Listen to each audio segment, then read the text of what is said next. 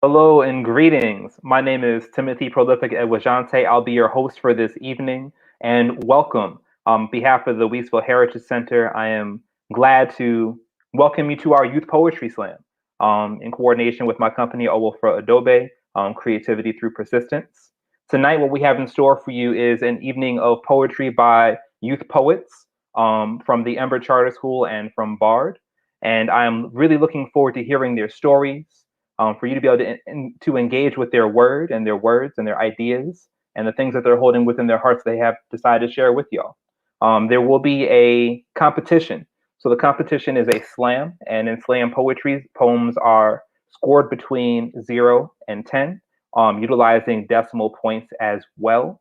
And our judges will provide their scores. We'll read out the scores at the end of every round, and those scores will be added up and averaged, and we'll be able to rank our first, second, and third place scores. Our first place winner will win $300, second place will earn $150, and third place will be $50. Now, I wanted you to get a chance to be able to meet our judges, so I'd like to have an opportunity to bring them on screen. So the first judge I'd like to introduce is a brilliant poet hailing from Richmond, Virginia, but living here in Brooklyn, Asia Armstead. Hi, everyone. Thank you for having me. Thank you for that beautiful introduction, Tim. Always a pleasure, Asia.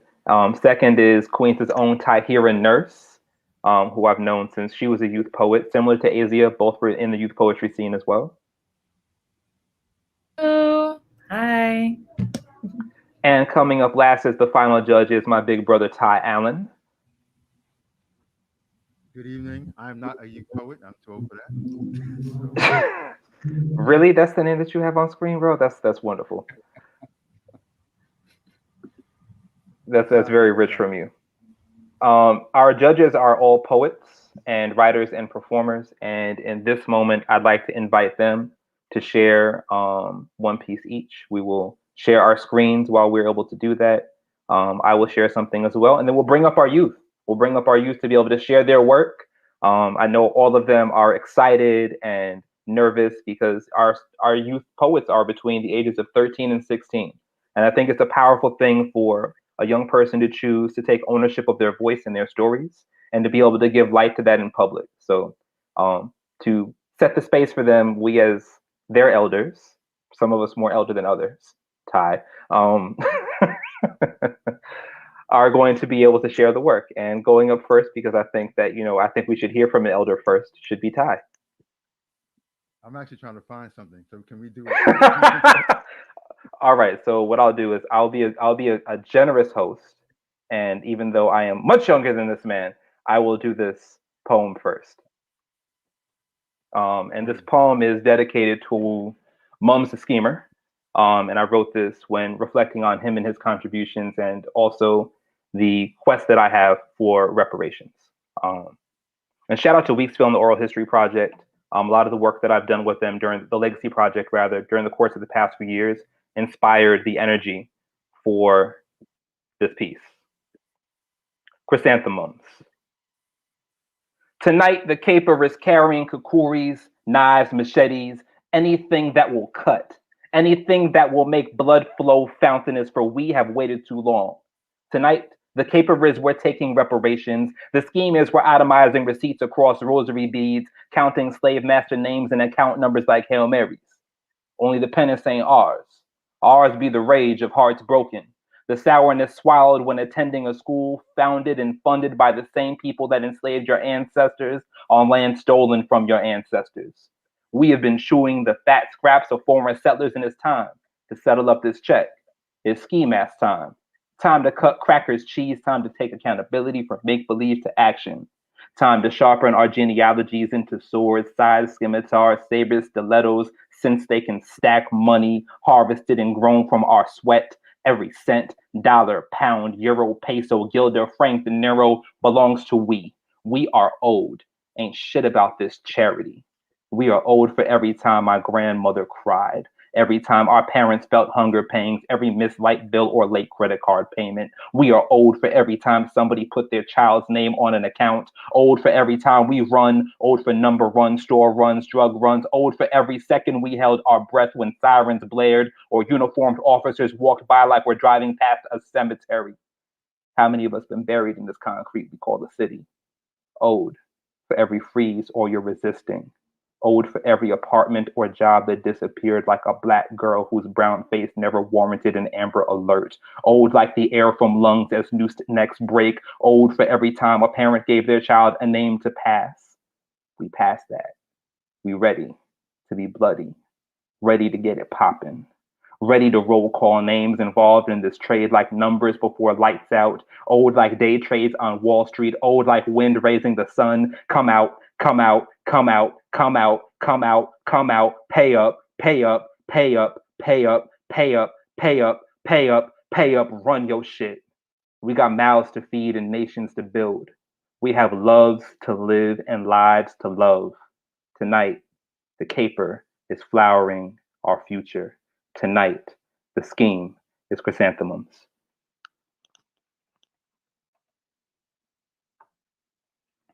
So you just want me out here bawling and crying over here, huh? Yep.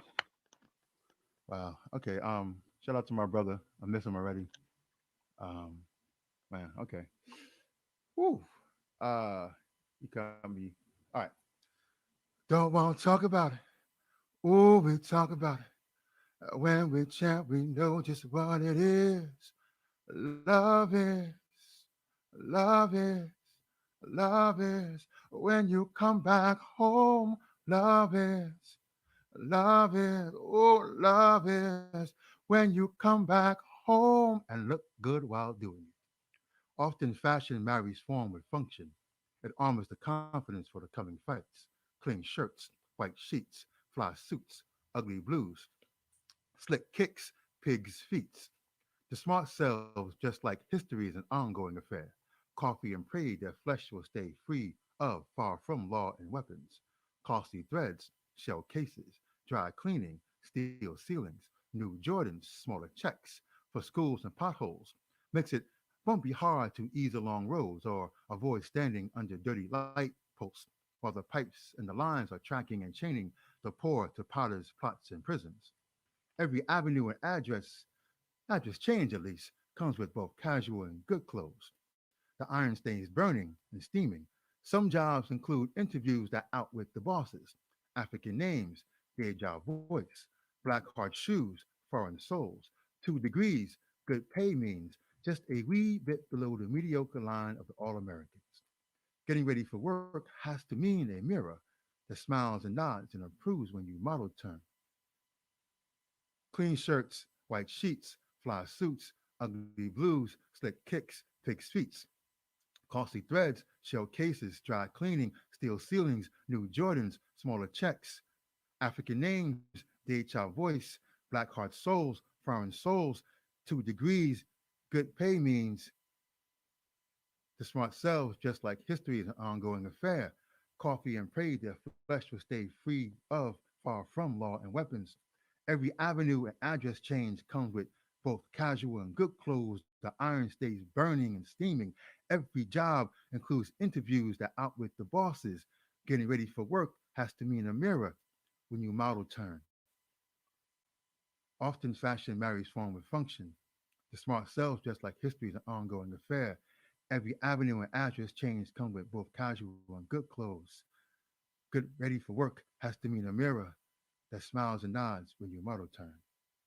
But we don't want to talk about it. Oh, we talk about it. And when we chant, we know just what it is. Love is, love is, love is when you come back home. Love is, love is, love is when you come back home.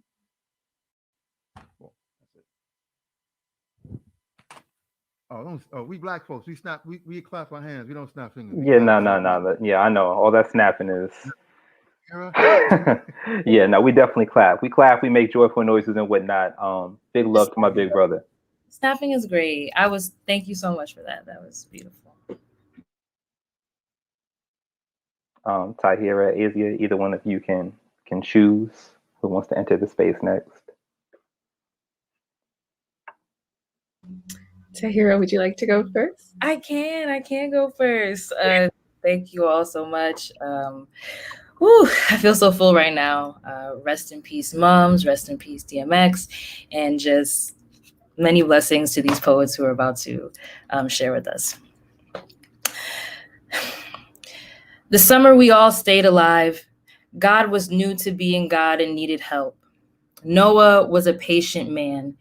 He obeyed, chopped the trees down, waited for God to tell him to stop. This is a big boat, explained God. You will save the deer, the chicken, the antelope, my precious things, explained God. Noah killed trees for centuries. He kept going even when he grew so old, rigor mortis stiffened his long beard.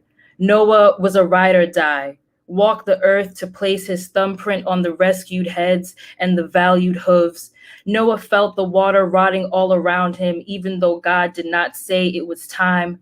Noah could not wait on God. He wanted to survive. Q wade in the water. Q ride on King Jesus. Noah did not know who Jesus was, but a storm was coming and he was black, so he had to believe. This is about staying alive. Noah says, fuck the ark. The animals light the holy wood on fire for a barbecue. We having the biggest block party on the planet. They bring their play cousins and aunties. The antelopes are playing spades. The deer drinking Hennessy. The chickens are braiding hair in the back. The chicken is also fried. Electric slide in the deep cauldron of the apocalypse. The air is charcoal and sweet baby rays for so long. Noah almost thinks this summer can last forever, that he and his niggas can outrun water, that the absence of trees meant that they could not be lynched.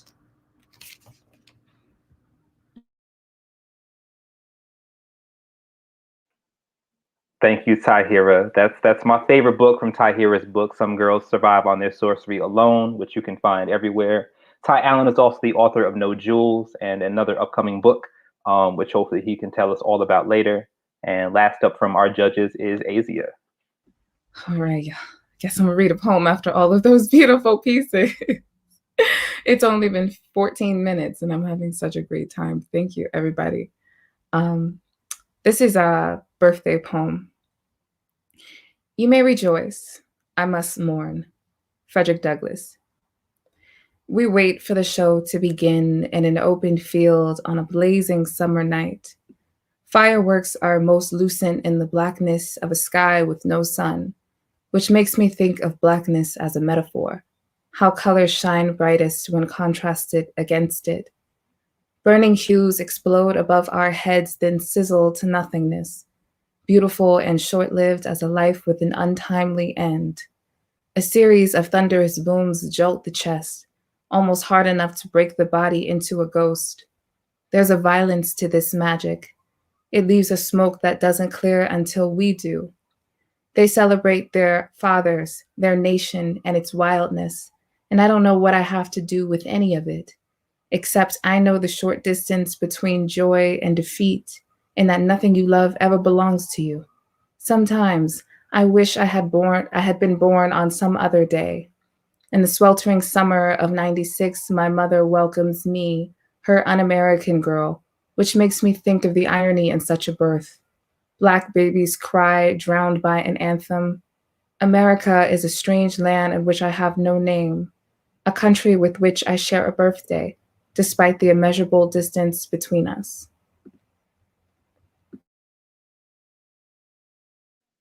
And those are our judges, each a brilliant poet and writer and multidisciplinary artist, an amazing human being.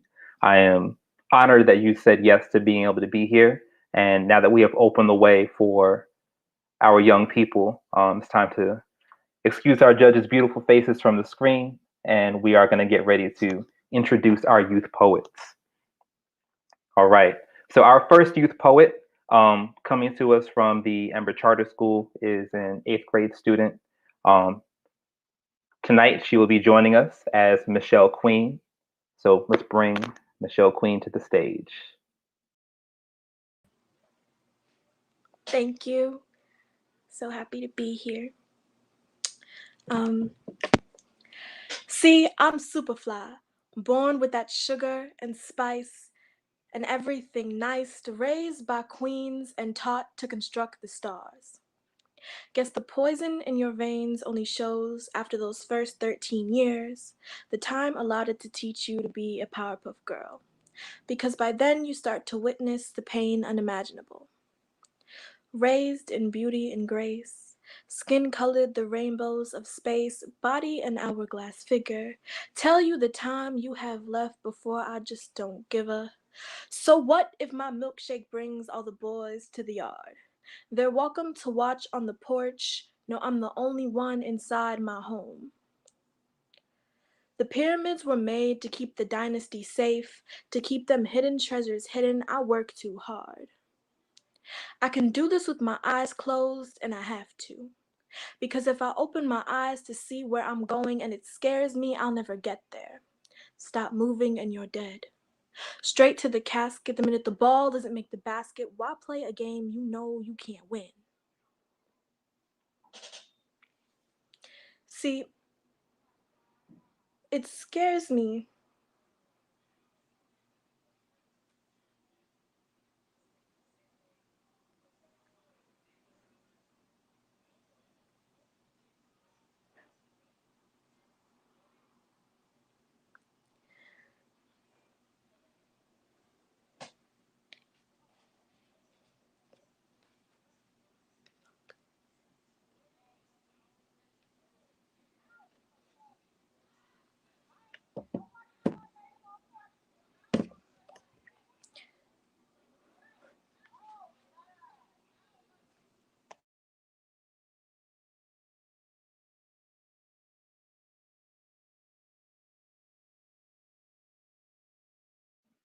All right, Micah. It's all right. Take a deep breath. You got this. You know, I can tell you that every of us as a performer, as a poet, when doing this thing that we're here to do, of stepping on stage and to share our work and our truth, that there are times that it will fill us up, and that's okay. So just know that we are here to support you and whatever support you want. If you want to finish the poem, you can type to me in the chat privately. I'll see it right now. If you want to step out, you can let me know that too. All right? Okay.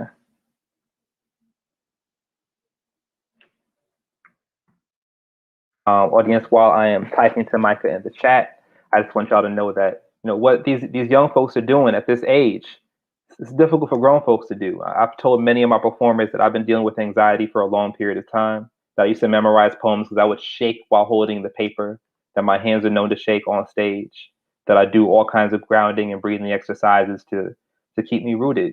And I'm just going to ask that everyone in the audience, everyone who could hear my voice and see my face, to take a moment to take a deep breath and to ground yourself now. Like, let's just take all one big collective breath together.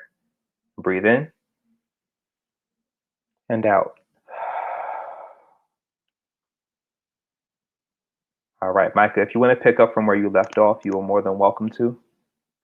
I definitely want you to get a chance to be able to say the rest of what you have to say. So when you're ready, all you have to do is unmute. Tech folks will take me out, and the stage will be back to being yours.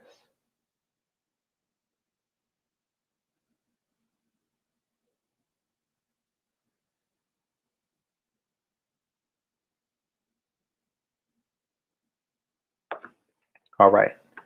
So that was our first round from Micah. Micah will have a chance to read a second poem. Judges, while that is taking place, you can tabulate your scores and enter those in now. As a reminder, they're judging from 0 to 10 using decimal points. And judges, you can put that in under Michelle Queen. All right. While that is happening, I'm going to introduce our next poet slowly while the judges are entering in their scores. And I'm just kind of watching that happen behind the scenes. And I am excited to be here in front of y'all. I think that one of the beautiful things is that I've had the pleasure of teaching every single one of the young people that you see on stage tonight. And they have been working for the past several weeks Many of them are reading poems they have only done like within the past month. They've just created them. They haven't been working on these for a year or for 6 months. Some are reading you pieces they finished writing during the course of this week and have been practicing relentlessly, right? All right, there's one last judge who's still putting in her scores, and while that is happening, I'm going to call to the stage Kalia, aka Queen K. Peace, everybody. My name is Kalia, and this poem is called Truth. I'm tired, exhausted even, of hearing the same lies escape the same lips of the same mouths. The people who surround us constantly lie to us. They cry to us. They tell us that they love us and they can't live without us, but it never lasts. The truth will always find a way of revealing itself. My truth, your truth, we all got one, right? My truth is my dream, my vision, my sight. When I have the truth, my thoughts take flight. But then again, it never lasts, like the day or the night. The sun always gonna come out, it's inevitable. This life must be hell. I wonder what heaven will hold, cause I'm tired. Exhausted even of hearing the same lies escape the same lips of the same mouths. She lies, he lies, we lie in the presence of our allies and our enemies. But then they have the audacity to say the truth will set you free. I'm tired, exhausted even of hearing the same lies. What? Escape the same lips of the same mouths. Stay claiming that they the king of the world, that they had this, and that, girl. But they don't have nothing. Not the clothes on their back, the shoes on their feet. He ain't never worked for that. Disgrace to his mama, his daddy, his sister. The debate of the day is who made her come quicker. Like, yo, I'm tired, exhausted even, of pretending that the truth ain't the truth and that a lie ain't a lie.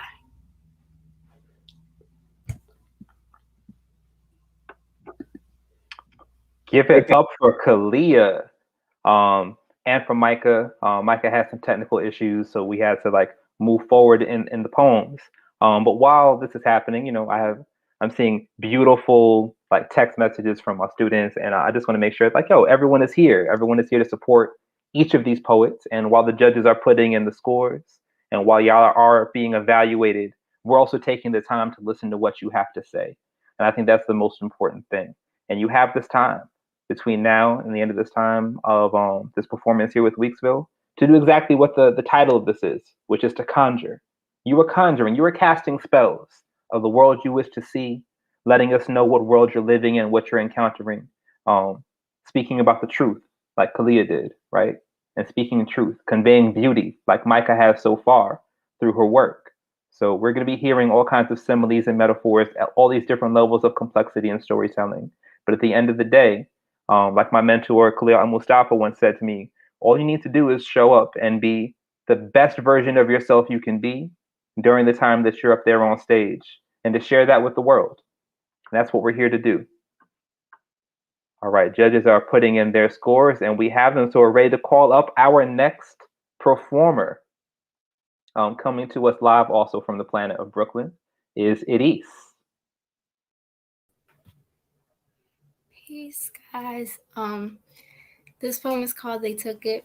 Okay. They took it, they took it, they took it. Took it from us, it they took. It the land, it the people, it the what is now theirs, it the I, the we, the us. They took it, they took it, they took it. Land's the it. It the land that was snatched with its peoples that were snatched with their land. The life that was made on this land is now forever. The air we breathe is that land that is forever. The trees that give this land a purpose for its peoples. The peoples that give us life through this land with what? Oh, the trees, the trees. But they took it, they took it, they took it. The trees that give us the oxygen we need to live through and decide to jump off this ship and then there. I am truly one with this air, one with the trees, one with the land, one with its peoples, one with it. It the I that is the peoples, the us, we, us. Now us, we, I are theirs, but the air, those trees, their eyes are looking and looking for us to return. But I'm at the bottom of this ocean with this air. I feel it start to disappear as it looks for me. The trees looking for us. But then I remember, they took it, they took it, they took it. Now it's my turn to find this air, this land, its peoples, and take it back to the trees, back to the air. And never again will we say, They took it, they took it, they took it. Thank you. All right, it is. Ladies and gentlemen, everyone in between at home, give it up for our poets and our performers. If you're in front of your cameras right now at home, we can't hear you, but you can clap. You can say anything you need to say in those YouTube and Facebook Live comments. You can put up those emojis. Show us all some love. All right, wonderful, wonderful. All right, coming up next, directly to the mic, is going to be Makola. Abarigani family. The name of the poem that I'm going to present to you is called Black Fertilizer. Fertilizer. My alpha ship jumping bodies, captivity rolls of cotton and leather whip bodies, Jim Crow lynching and mobbed bodies. What do you call this time? Economical, political, emotional, and or police brutality type bodies, black bodies, color bodies, lighter and dark skin bodies, bodies, our bodies, your fertilizer. Fertilizer, fertilizer. A substance added to soil to increase its fertility and its ability to receive seeds and for those seeds to grow. Grow, grow, grow. Prosper. Not to survive, but to flourish. Not barely holding on. Burn their plant killers and cooperies, their tear gas and guns. They want us to grow, but within their borders, only when they say so, if they say so. Would you care to explain? Do you have an explanation, a reason, anything? You can't even look at me. This ain't about no 500 years. It's about more than that. This is about my ancestors in the Congo that survived your ancestors' rubber terror. My ancestor Nana Yao that survived your attempted lynching. Look at me. I ain't gonna be your fertilizer. Your soil is gonna have to stay infertile, as are your women, without our doctors, scientists, mathematicians, even our bus drivers and mechanics. The roots have spread beyond the border.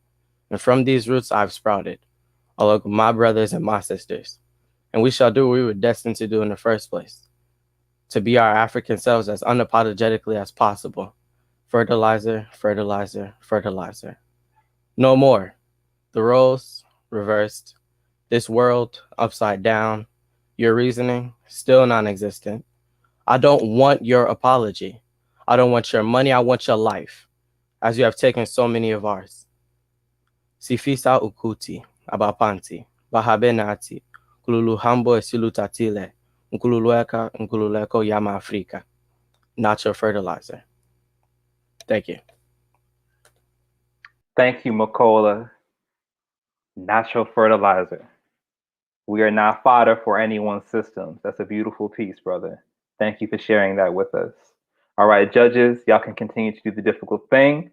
I don't want to be in your shoes, putting in those scores. Make sure that you've scored each of our poets. And coming up to the mic right now for closing out our first round is one of my former students. She's representing Bard, is going to be Rihanna.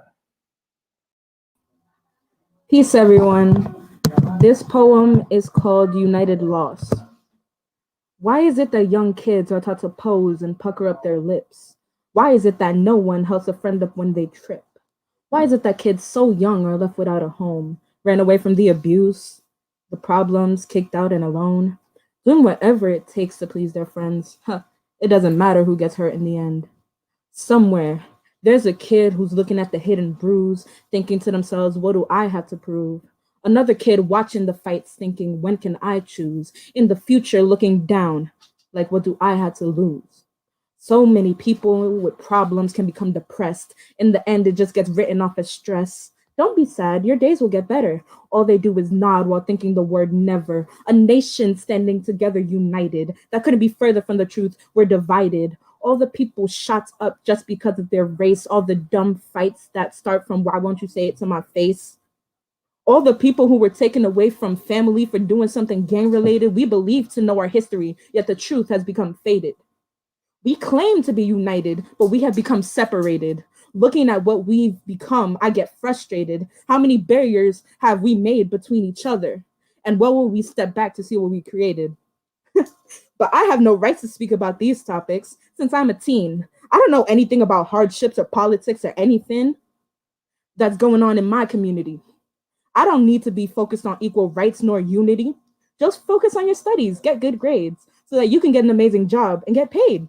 But I don't want to be a part of a generation where everyone's fighting even within their own nation. I want to help my community thrive, but how can I do that when I'm just trying to survive? Can't walk the streets with our hoods up because we're afraid. One misstep can end us off in our grave. This is not my future, nor the world I'm gonna live in. Nobody wants to live alone in fear, and that's a given. I'm gonna do everything in my power to help my people. I'm gonna make sure that we end up as equal. This is my beginning, and there will be a sequel. All right, just straight fire for this whole first round. Thank you, Rihanna. Right now, the judges are tabulating their scores. While that is happening, the poets are already aware of their order for the second round. Judges, let's get those scores in so this way I can give our first, second, and third place for round one so that our poets know where they stand. All right, wonderful. Thank you. Ooh, this is close. This is close. This is close. In fifth for the first round is Michelle Queen with a 7.93. For fourth place with an 8.67 is Kalia. In third place with a 9 even is Elise. In second place with a 9.3 is Rihanna. And for our first round in first place is Makola with a 9.83. We're about to go into round two. It's still anyone's game. We just did our first round. So shout out to all the poets. Shout out to the judges. But you know what? Never mind the scores. Everyone applaud the poets and these poems and these words and these truths. And speaking of truth, coming back up next to the mic is going to be Rihanna. Peace, everyone. Hello again. This poem is called The Queen Walking the Path. I don't know how to explain my emotions. I'm drowning in self-doubt, deeper than any ocean. I'm talkative, but when I get upset, I don't cause a commotion. I pick up others' pieces, ignoring when mine are broken. You could say I suffer from a disease called empathy, too nice and giving, so I let all the small stuff get to me. High expectations, want to leave behind a legacy. It's true that you are your own worst enemy. So much has been going on, my energy feels drained. The reasons why and what to do next go unexplained. Children witnessing the harsh reality of the world, leaving a mark that's stained. Want to be free from my own thoughts, but it's like I'm chained. If I'm asked what's wrong, I don't know what to say. Subconsciously wanting to vent about all my thoughts that day. But I fear judgment and scaring people away. So the only words that leave my mouth are, I'm okay. Which is true. I'm fine. I'm just kind of tired, being thankful for the support and the kindness that I've acquired. Just give me some time to become inspired, trying not to overthink it because that is undesired. When you look down the path of life, what do you see? Winding roads that split into challenges that you need to overcome that lead you to your destiny? Do you see intertwining paths, crossing with those you will meet, bonds strong as connected as the roots of a banyan tree? Do you see the expectations of others, your goals and determination that lead you to who you want to be? When I look down that path, hands are reaching out to me, those of my ancestors, their sacrifices and dreams building steps that lead to my fallen crown, reminding me that I am a queen and not a jester. I see the wisdom from the elders, advice of those before me who knew better. In front of me is a path of greatness, and I know I'll make mistakes along the way. It's a part of learning and being better than I was yesterday. For I know people in life will try to bring me down like hunters, but I am no prey. I am the master of my path, a Black queen born in Brooklyn who will thrive in the place where I stay. And thank you, Rihanna. We're hearing so many fire bars, words on words on words, great metaphors, great poems. Just hearing so many analogies of things that are like taught within Ember Charter School, including like that metaphor about banyan tree, or that simile rather. So strong work, sis.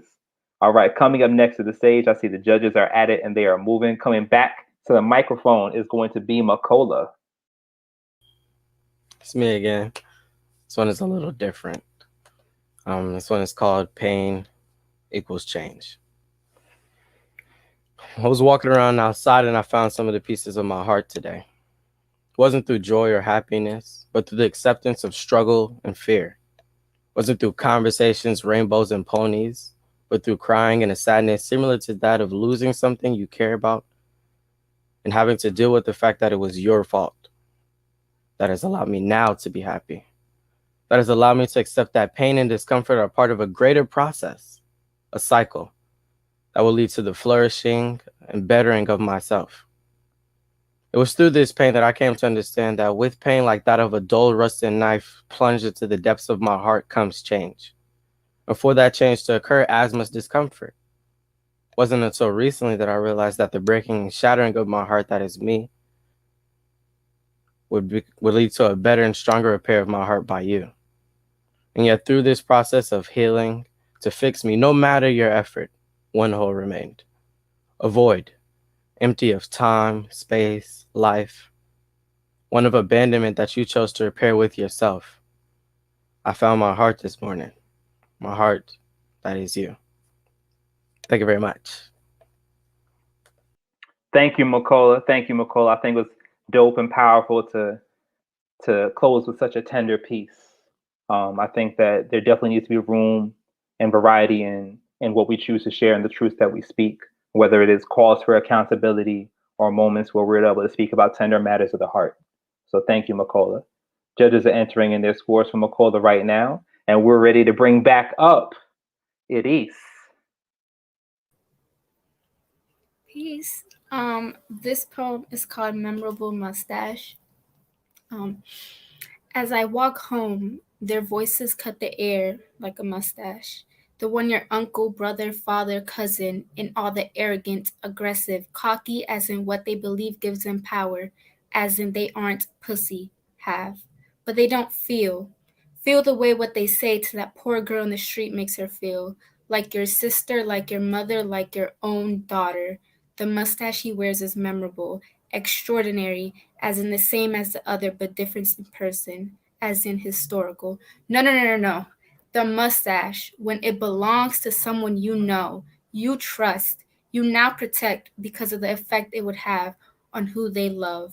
The mustache is no longer memorable or extraordinary. The mustache is now what you store in the core of your brain, makes your skin crawl when it suddenly pops up. You can feel the mustache on your skin, prickly and hard, goosebumps all over your body, unable to shower, disgusted is how we feel with ourselves, unable to put my hand on my own stomach, unable to bear the feeling of the drops of water falling on my skin one by one. Disgusted is how we feel with ourselves. I guess the mustache is memorable, the mustache that cuts the air I breathe with its voice, especially when I'm walking home. Whew. Every time I hear that poem, Elise, I get chills. That's a powerful piece. I think that very often, sometimes we as adults, and it's not all adults, forget what it's like to be young and how early many of our youth are able to not only articulate what realities they're living, but how likened to our own they are. The things that we see and experience, many of them experience. And I think to do a piece that has to do with like street harassment is powerful to be able to speak that truth in your voice at this age. So thank you. Thank you. And speaking of truth to power, coming back to the microphone is going to be our sister, Kalia. Peace again. This poem is called The Climb. They say at the top of Mount Everest you can't breathe. They say the lack of oxygen makes it almost impossible to survive. Suffocation. Suffocation. It's the state of dying from being deprived of air. Well, she suffocates when you're not in her presence. The longer you spend apart, the more oxygen leaves her body. The longer she goes without hearing your voice, the more she can feel herself slipping away. She needs your breath to breathe. You're a limb attached to her body. Without you, she can't stand. She's stuck to you like a Kardashian spray tan. So why? Why do you make her cold? Why do you make her cry? They say breathe because you'll die if you don't. She says no. I refuse to breathe unless he loves me. She calls you ladrón. Ladrón means thief. She calls you ladrón because you stole her pride, her heart, and you took her breath away. As she climbs her mountain of life, she needs your touch, your laugh, your smile, so that as she reaches the peak, she can breathe. She's MC Hammer without you, with you, untouchable. But when you leave, because you always do, she gasps for air. She struggles to inhale. The cutting of your departing words penetrate her flesh. They strangle her. And in her last words, she says that you were the only thing she had left to breathe for. And now that you are gone, so will she. I think it's always powerful to hear poems about the heart, particularly from our youth. And thank you for sharing that, Kalia. That was a tender way to be able to end your second poem for the second round. Our judges are still tabulating their scores. We're encouraging them to move with as much tenderness and honesty as are coming through in these poems. All right, and coming back to the mic to close us out for the second round is going to be Michelle Queen. Thank you. The dancing flames the embers sparked, raise my fire, bring light to the dark, warm my soul on nights of ice. I need you, show me light.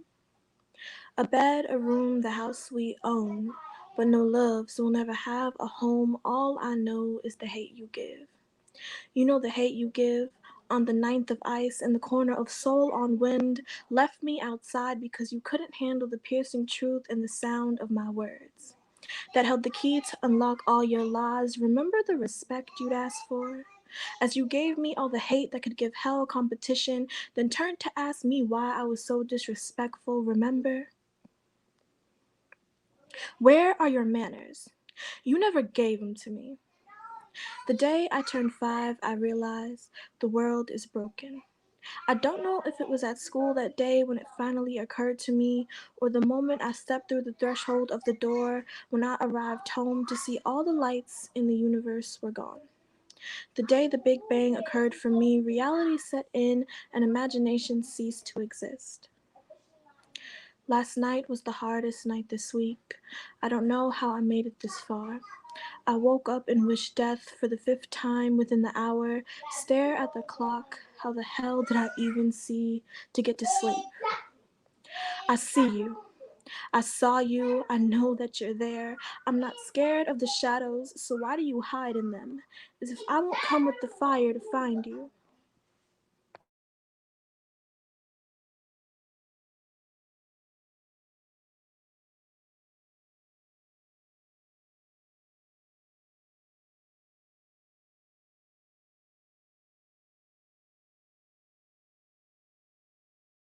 All right. Thank you, Micah. Thank you, Micah. Judges, I don't want to be in your position to have to be able to score these poems because we've heard so much truth tonight. Audience, I want you to remember that in Islam, it's a way for us to evaluate poetry. It's a way for us to allow poetry to be accessible. That was the impetus for that. I'm gonna ask one of the judges to do the revision to that score that I know he needs to do and trying to drive that point home. Come on, man. What are you doing? And slam is really about bringing democracy to poetry. The idea was that there was a period of time people thought poetry was locked away in these ivory tower institutions, that it was inaccessible, that you had to be an MFA or at a university to do this, and that you couldn't necessarily do it in the street or in a cafe, on StreamYard, in somebody's living room, on a stoop. And we are in a space where that is the case. You know, we've been dealing with slam poetry now for several decades. And what these students have been able to do, these young people have been able to move in the continuum of poets like Jessica Caramore and Mums. Man, you can't keep changing your score back to over a 10, bro. The judges are messing with my averages right now. But we have some really great news in terms of our top 3 poets. We do have our top 3, but let's bring the judges on screen before we read out these scores. What I do want to say is that we want to have an opportunity for the judges to share some of their feedback and some of their thoughts with the poets. So the judges are here, Tahira and Azia and Ty, my dear friend who typed in instead of dislikes prolific. He does dislike me, but he loves me, so that's more important. I love you too, big bro. It's okay. You can shake your head all you want. You ain't got to lie, Craig. You ain't got to lie. What y'all think about our youth poets?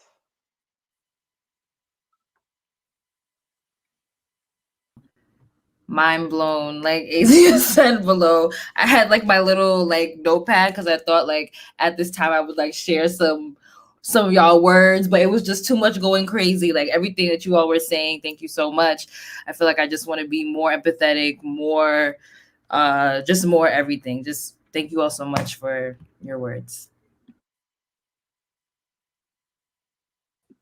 Mind-blowing is like an understatement. Like, I feel so happy to be here. I feel it's an honor and a privilege to have heard you all's work and to see a glimpse into how you perceive the world.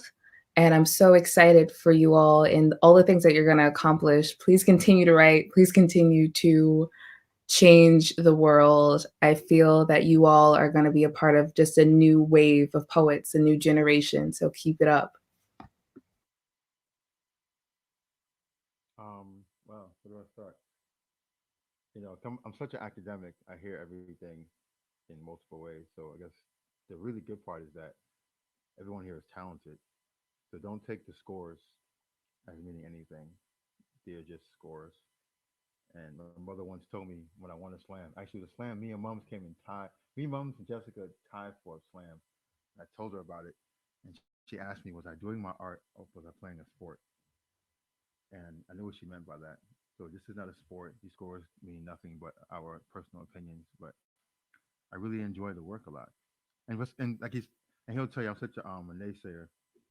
Of course, I hear all the good and negative parts, but the part when I say negatives or challenges is that the growth that you have is not a growth from like 0 to 7. It's like 7 to 12 or 7 to 13, which is a scary thing. So there's just space to grow, but you're so far ahead of the curve that, as Azia said, that it's going to be interesting to see you guys in 2 to 5 years, 5 to 10 years, 15 to 20. I'm going to look at a panel and go like, hey, I remember you. And that's going to make me excited. So, hell, I've done that with Timothy. I'm like, oh, wow, you're in the same room. I like this. This is fantastic.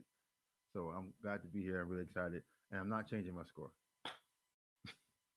I know Ty. Ty gave one of our participants on a scale of 1 to 10 to 12. That's not for everybody to know that. That's for the judges. And Yeah, I know. I'm not going to say who, but what I will say is that I was excited to see the scores. I was surprised by who scored what. I thought I kind of had y'all figured out by how you were going to score, and you all surprised me as well, as much as these young people did. Speaking of them, let's bring them in. Let's see all their beautiful, amazing faces and hear Micah's beautiful voice.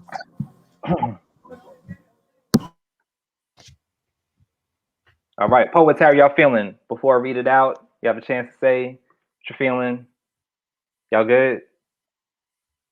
Y'all eager to know these results? You all got a 1. You tied for last. All of you just tied for last. That's it. Yeah, that's it. What old man Ty said. All right. So what I will say is that our scores, this is the reason why Slam uses decimals, because it comes down to tenths and hundredths for some of these scores. It is very, very, very, very, every score is very close to another. So I'm going to read them through from 5th place up. In 5th place, with an 8.95 is Kalia. And keep in mind, that's an average of 2 rounds. In the second round, Kalia had a 9.23. So that was higher than the first round of 8.67. In 4th place, with an 8.97. In the first round, she had an average of 7.93, but in the second round, she had an average of 10, is Michelle Queen.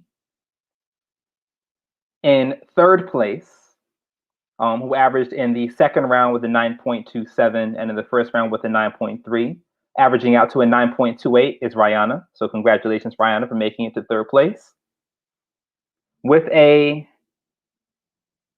average of 10 during the second round and an average of 9 during the first round, 2nd place goes to Idis. And in 1st place, with an average of 9.62 overall, with a 9.4 in round 2 and a 9.83 in round 1, is Makola. Can I say something? Can I say something? Go ahead, brother. I'm not even a poet. I drum, so thank you very much. Brother Pro and like mad people was telling me like, yo, you got this. I did not believe them. Like I considered like an hour ago not even doing this. So thank you very much. I appreciate it. But yeah, thank you. And Brother Pro, you can say I told you so now. You too, Kalia, and you too, Edis, all of y'all. You just enjoy yourself. I don't have to say I told you so. All I have to say is I celebrate all of you. I think that each of you gave so much of yourself during this performance. Micah, and I'm not certain if our internet cut back out, but Micah, we loved your work. We know that you had the technical difficulties in the first round, and we didn't want to count that against you. It's just we were also like on a time crunch. But for all of you, continue to write. As Ty mentioned, you were all writing at very high levels. Some of you I've shared what my poems were like when I was your age. I'm not reading them in public. Um, y'all are light years past where I was. And that is encouraging to me that as a generation, as a cohort, that y'all are so far ahead of the curve. And, you know, when we're on an intergenerational panel, when my beard is as gray as Ty's, and Ty's beard is a little bit longer, and Tahira and Azia look exactly the same, because that's how it's going to go. We look forward to sitting across from you and hearing the amazing things you have to do, whether it is poetry or anything else that you bring into life. If you put as much of yourself and your truth into your work as you did here today, that you showed up and you were fully yourselves, then you'll continue to be successful being honoring yourself and your purpose and your ancestors and what you're here to do. So thank you. Thank you to Weeksville for inviting me to host and to curate this event. Thank you to our judges and to all of our performers. And we're going to get ready to close out. What I can say is to the judges and the performers, I'll see you backstage, and I'll send y'all a link if you want to join me on my Zoom. To everyone else, thank you. Make sure that you follow all the events that are happening at the Weeksville Heritage Center. Those of you who are tuned in, stay on. We have some amazing adult poets coming up as the next slot, I believe, beginning in about half an hour. So we're here. And if you are not familiar with the Weeksville Heritage Center, make sure that you take the time to just click the link in the bio or on the YouTube channel. Familiarize yourself. It is a beautiful space. Go take one of the tours that are socially distanced and available, and to learn about the history of this space that has been a haven for people of African descent since the 1800s. When there weren't other safe spaces to gather within New York, people gathered and lived within Weeksville. And we are part of the continuum of James Weeks and all the people who lived there, created art there, and paved that way for us. And we're grateful to them and their energy as we continue to move forward. All right. Peace, everyone, and thank you.